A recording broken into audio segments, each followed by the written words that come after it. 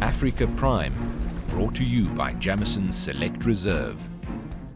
Frank Chikane is a former Director General to the first 4 presidents of a democratic South Africa. He was also instrumental in the formation of policy in the country, as well as the formation of NEPAD. He's also known as an author, and he's a reverend, and he joins us today on Africa Prime. Mr. Chikane, thank you very much for joining us on Africa Prime. It's great to have you on the program.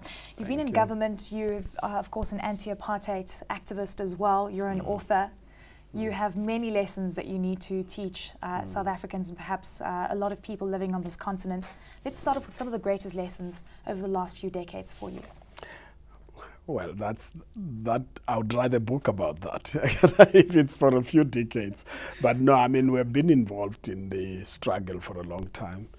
And I always say to people, I came to it from the perspective of my faith and justice, and chose to work with a liberation movement that was clearly advancing the objectives that I believed in. I believed that apartheid was so evil that it had to go, and we spent lots of time doing that. We paid the price for it, and we achieved our freedom. And what we have learned in the transition is that we could have prepared better for the new society. I think for me that's the critical issue. In what way would you prepared? We all think that we did, by the way. We did lots of preparations. If you go to the ANC, you'll find policy positions for each department, foreign affairs, public enterprises. They did lots of workshops. We did lots of work which is encapsulated within the Ready to Govern document. There's a document that's called Ready to Govern. And if you looked at the title, you'd think we're all ready to govern. But in fact, when we arrived in government, you discovered firstly that you couldn't get rid of the apartheid laws overnight. My first lesson was that we had to go through a green paper and a white paper and then the bill. By the time you finish, it's 2 years later. And you still sit with the apartheid law. So the transformation of the system was much more difficult than we ever anticipated. But politically it was easier. It became more difficult economically.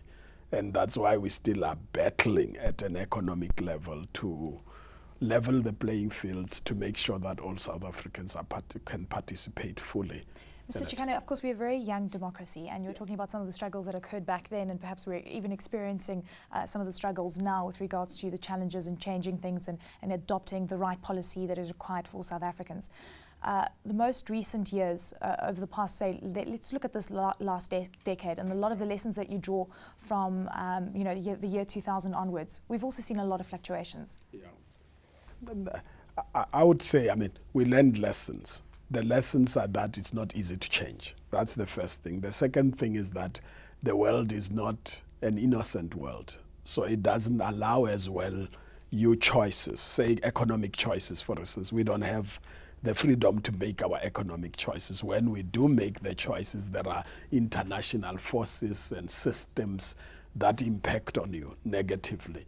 And we have also learned that it is not just about money. Initially, we thought it was money. And then you realize, no. It is more than that. It is about capacity to deliver. It is about skills of people. And when we had all the policies lined up, we ended up having a budget deficit, budget surplus, simply because the capacity was not there to implement the programs that we need to implement. Then there's another thing we learned, that the cadre of the movement who was ready to die for a cause get changed if you get into government, because in the past you benefited nothing, never fought for positions. If you went into leadership, you really were ready to go to jail or to go to exile or die. So there was a cost to do that. In the new South Africa, there is a benefit to do that. So people then begin to pursue personal interests, and that's where corruption comes in. That's where the issues of tenders come in. That's where the distortion of the democratic processes in terms of how you elect leaders come in. And I think that's what ultimately my book is about, basically to say, what is our experience in government as we develop the new democracy. Okay, well, let's just touch on the book. Many people think that it's very politically motivated.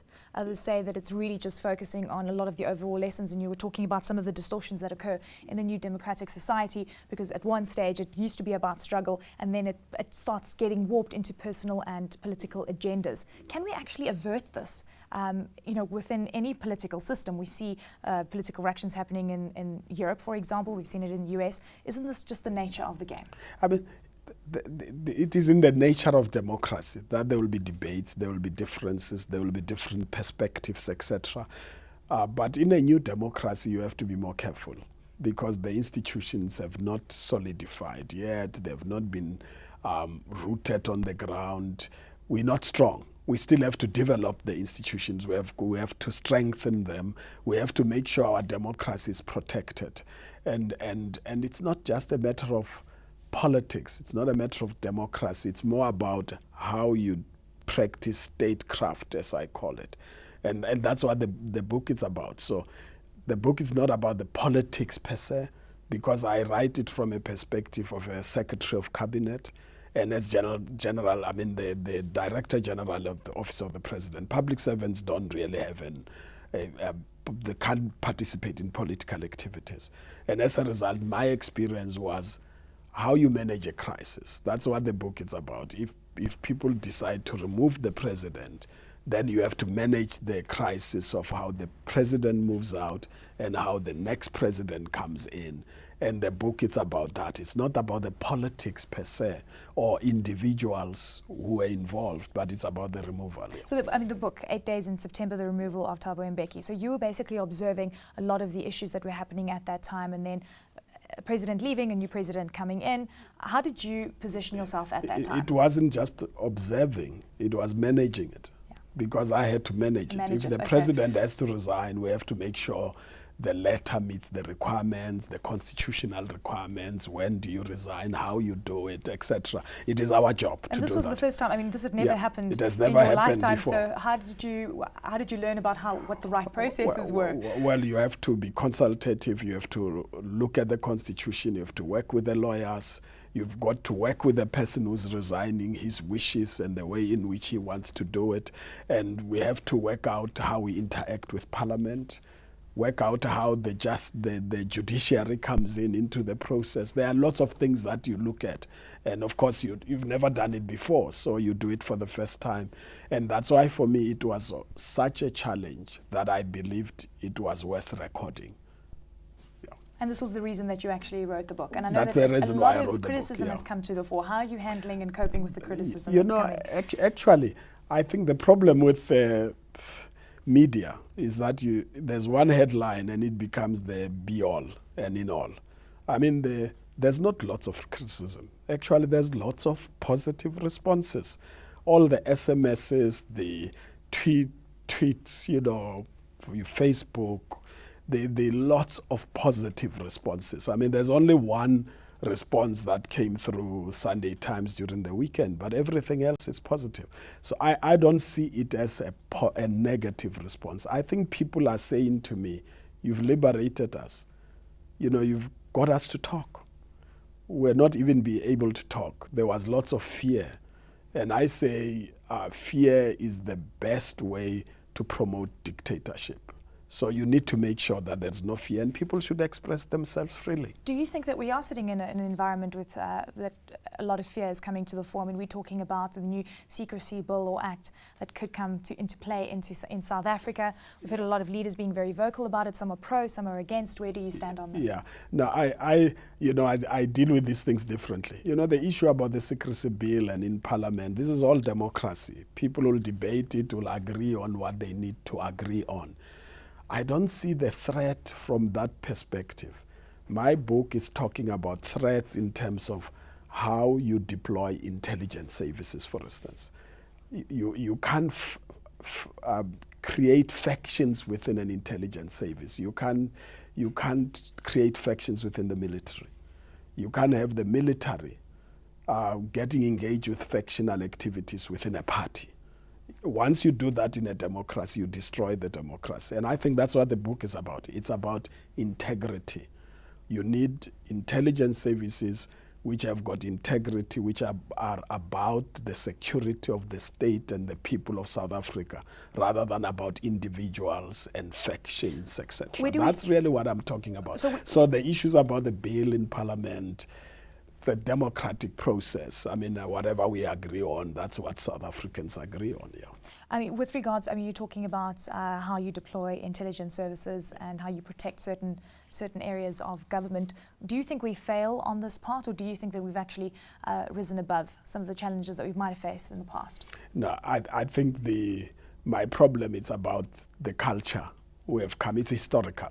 And when you read the book, you'll see when we deal with the state and party, you'll see there that I deal with the old order, the apartheid system. They had a nationalist party, they had their elections which excluded us, but in fact they used the state entities, intelligence, etc., to deal with the majority of the people, which means they were there for a faction within our society. And when we got into democracy, they still continued reporting to their old generals. I mean, the intelligence services, the military, they still interacted with the retired. So the handover actually took such a long time. And yeah, it means they never ended reporting to their own, because they operated like for a particular section of our society. If you look at the liberation movement, it's the same, similar, not the same, similar. You had a government in exile with a commander-in-chief. You've got the commander-in-chief, which becomes the president of the ANC. There's intelligence services. They all report too.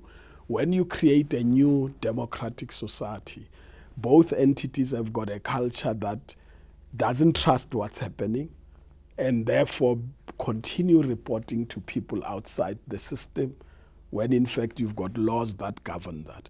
And that's what I'm dealing with. I'm saying it's a dangerous thing to do, which means we must begin to say, this is our government, this is the state we have created, it's a democratic state, and the organs of the state must protect the state and the people rather than factions of it.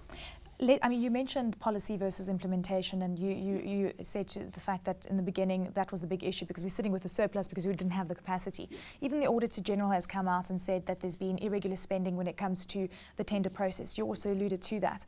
What is then the right solution for these issues that we are experiencing even today? We're sitting in a deficit right now on the budget front, so we are spending. Again, brings into question, do we have the capacity to do so? Are we able to implement effectively? I mean, at the time I left government, I can only talk about that time for now. I'm sure you're watching closely in terms of what's happening, Mr. Chikane. Yeah, when we started, we had a budget that was good. It was meant to benefit the privileged rather than the poor. We had to restructure that. It took about 2 years.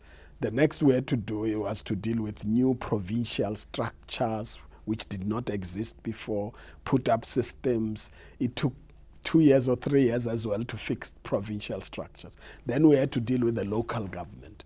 So when I left, we were at a local government level where you needed to create capacity. And in some of the places you couldn't. There were no engineers, especially in the far rural areas, in districts which are really far away. There are no engineers. You don't have people with skills. You need to bring people with skills there, but people don't want to work there. And so you've got a struggle about how you make sure you meet the needs of the people. I've just been outside Gauteng during the weekend, and when you go to the Free State and other provinces, you go into a rural area, you actually even wonder whether it's the same government, because the conditions there are totally unacceptable. And that indicates to you that you've got capacity problems, but there is also political problems. Then there is the issue of corruption, because corruption benefits the few. You budget for a road, the money is gone, but the road is not there. You budget for a house, the money is gone, but the house is not there. And that impacts on the poor, of the poorest. And the book also deals about those particular issues. Yeah. Mr. Chikane, how can we actually these issues? I think you need if you asked me and I had my way, I would say what do you need? It's a determination that will not be based on whether this is my comrade or it's not my comrade, or friend or not a friend. we're going to have to go on a line that says we're going to put people who have the skills in the first place. We're not going to put people who will handle certain tenders in a particular way, but we need people with skills. We need people who are going to deliver. If you don't deliver, then you can't be in that job. We need monitoring systems. We need management systems. In some places, it's just lack of management. I mean, if you don't have good management, you get corruption. And that brings the skills issue as well, because we've also seen it through various audits that there's a massive lack of skills within the government structure. And this country is not as poor as that. I mean, we can produce the skills. We can make sure that we've got people with capacity to do the job. There's no reason why we can't do that. We need to do it. And I've just visited another municipality. I won't mention the name of now. I mean, there have been changes there. There was no COO. There was no people with skills, and the senior people are not in place. The politics are complicated, and therefore the ordinary people, they suffer. We can't have our democratic systems and institutions producing negativity that impacts on the poor. And I think we need to change that. In Johannesburg here, I always say, when you are here in Sandton, it's so radically different from Orange Farm. Why should we have people living in the conditions in Orange Farm? We need to change that. On that note, we're going to hit pause on this conversation. More with Frank Chikane when we return. Don't go anywhere.